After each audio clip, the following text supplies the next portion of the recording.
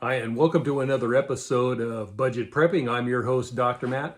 Today, I want to talk about garage sales a little bit more, but in reality, when it comes to survival and disaster, there's always a few things to consider. We've, of course, already talked about getting all the free candle wax you can out of free boxes. But for example, today I picked up just some free vinyl tablecloths. Doesn't sound like much, but in a disaster setting with enough duct tape, I've got a free house. So little things like that.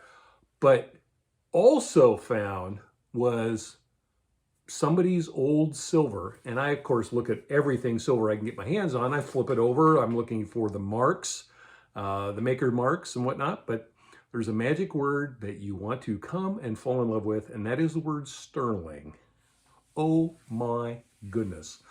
Sure enough, there was a creamer in a sugar bowl right there, little tiny things like that. Picked them up. They had a little bit of weight to them, so I knew they were weighted. It even said weighted on the bottom as well. But sterling is still sterling, so regardless of whether or not it has weight. So what I did is I went to my local coin shop, and at the local coin shop, the gal there, and I'm a beginner of this sort of thing, I could not believe she showed me what to do. And yes, I actually took a pair of side cutters and whacked the bottom off. But we then chipped out the clay that was on the bottom, and even one of them had a washer for that matter too, like whatever, sure.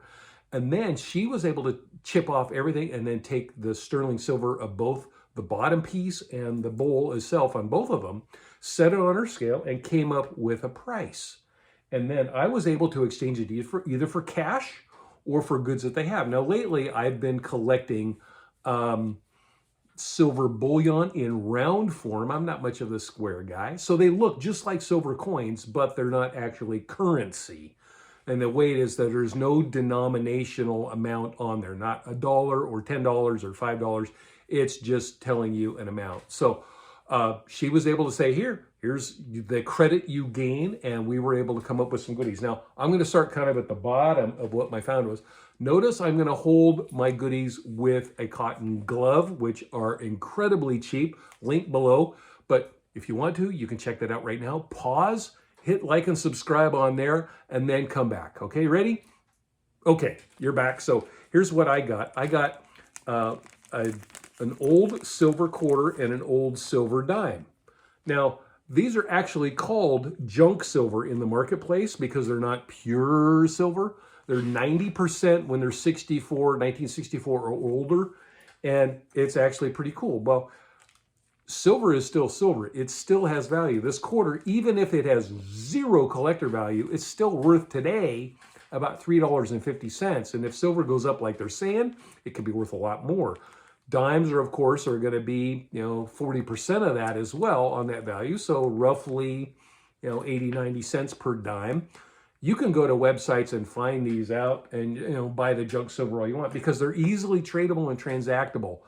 But I want to talk a little bit about the levels there. So when it comes to disaster, there's 4 classes usually that departments of emergency management all over the United States say: minor, moderate, major, and catastrophic. So this is going to be like your local neighborhood. This is going to be maybe your county. This is going to be your state, and this is going to be multi-state or even national. So COVID was one of these, but it wasn't quite anarchy in the streets, but it was pretty creepy nonetheless.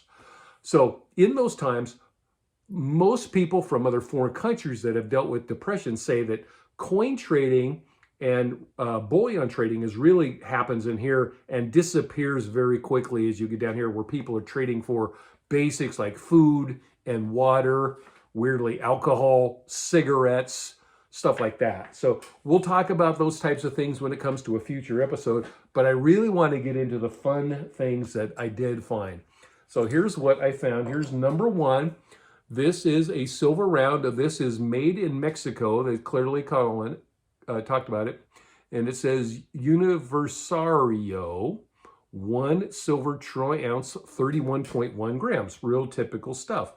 Happens to have a date on it of 1972. That's okay.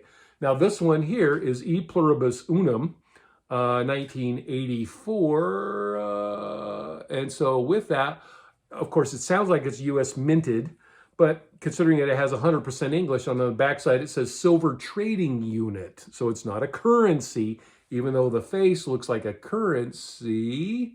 Oh, go this way. Oh, no, I had it right.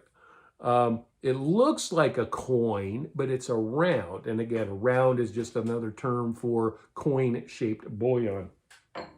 And another deal that I did, I traded some old jewelry that I can't wear anymore. I've gone to a medic alert bracelet, and this was just a silver bracelet I couldn't do anything with. And I traded it for this gorgeous little dude here. And this is a 1974 in commemoration of the Trans-Alaskan Pipeline. It's like, that's kind of cool. And if you notice, this one here is a little toned, so they would consider it to be a toner. Okay, I turn my hair there. This one isn't, this Alaskan one here. And this one here, I actually clean. Now, here is a very important point. If you have coins, do not clean them, except maybe with getting the oils off from your fingers. That's why the cotton gloves. But you would clean them only with like Dawn dishwater and some soap and rinse them really good and dry them really good. And then you don't mess with them. So there's no chemical stuff. There's no baking soda in an aluminum tray with hot water. Nothing. Because coins may have an intrinsic value, a collector value, a numismatic or whatever, something like that. I don't do those, so I don't know. But anyway, it really shows how cool these things are. And again, they are absolutely gorgeous looking. I love these. I mean, it just, look at that. That is just spectacular. And it's just amazingly cool. And having a handful of these, and each one of these is today, if you were to go buy these from a dealer, so they're the spot price plus $4 at my local coin shop. And then from there, it just continues to grow. So that's the value that they have. And those can be traded for later for goods, or you can sell them as well. So kind of like buy low, sell high. But in the worst of times, things, silver becomes pretty valuable in these types of things, and then it begins to fade away. So with that, just allow me to say, please consider collecting silver. Make sure you handle it right. I've even got, some tubes that I put mine in there to protect it. And I even get like the deoxidizer or the silicon powder type stuff, the silica gel packets, the little cute little ones that fit in my coin stacker tubes. And then from there. So I'll have all of these links for you below. Thank you for watching. Please, again, like and subscribe. Thank you so much. We'll see you next time.